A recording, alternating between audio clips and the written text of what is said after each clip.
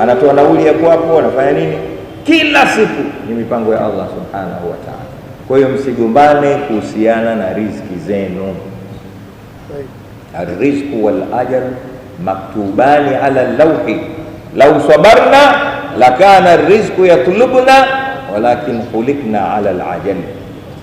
Mtume Muhammad sallallahu alaihi wasallam anasema arrizqu wal ajalu maktubani ala lawhi, riziki na muda wa kuishi duniani hapa, vitu viwili hivi vimeandikwa katika lauhul mahfuz. Tangu mtu akiwa hajazaliwa hapa, kabla hajazaliwa mtu yoyote katika sisi, kishaandikiwa riziki yake ni ngapi na muda atakaoishi hapa Dar es Salaam au Magomeni au duniani ni miaka mingapi.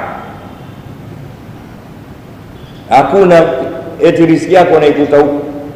Na mtu akiwa katika tumbo la mama yake kwa kiasi cha miezi minne, Mwenyezi Mungu anawatuma malaika waje kumwandikia mambo yake, riziki zake pamoja na muda wake na mambo mengine mawili sana. Mwenyezi Mungu atujalie tuyajue haya. Usigombane na mtu kuhusiana na riziki, ila jitahidi kutafuta riziki yako ya halali. Umeelewa vizuri? Usimroge mtu kwa sababu ya riziki, jitahidi utafute riziki yako ya na Mwenyezi Mungu katika kuhangaika kwako anapenda sana. Inna minadh-dhunubi dhunuban, inna minadh-dhunubi, anasema hakika katika madhambi kuna madhambi hayo, la yukaffiruhu kathratu salati wala siyami wala alhaji wala kadha wa kadha illa sa'yu fi talabil. Maneno ya Mtume. Sasa kuna madhambi hayafutiki, madhambi hayo si kwa wingi wa kuswali wala kufunga Ramadhani wala kuhiji wala kutoa sadaka. Madhambi hayo ni magumu, hayafutiki, hayafutwi na kitu chochote, isipokuwa yanafutika madhambi hayo kwa mtu kutoka nyumbani kwenda kutafuta maisha.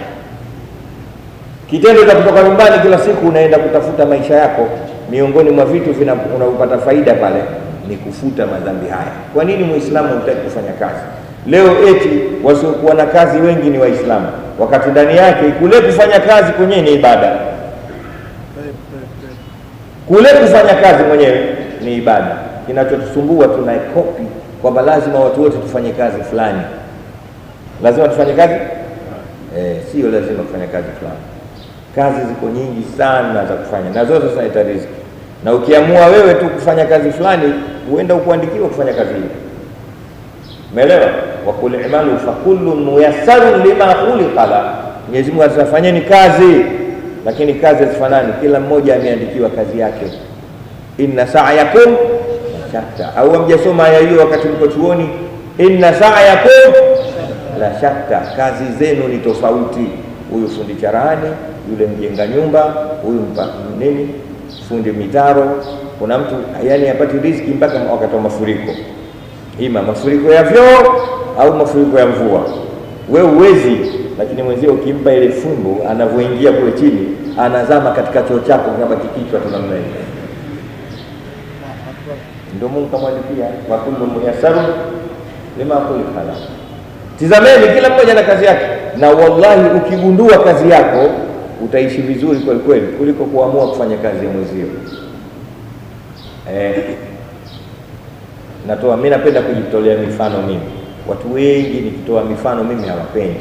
Hata mtu mmoja juzi kaniambia, "Kwa nini Walidi unapenda kujitolea mifano?" Naambia najitolea mifano kwa sababu najijua.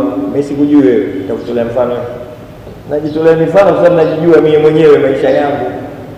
Mimi nilisoma haya kwa miaka mingi, kisha nikarudi nikaanza kufanya kazi hizi kwa muda mrefu.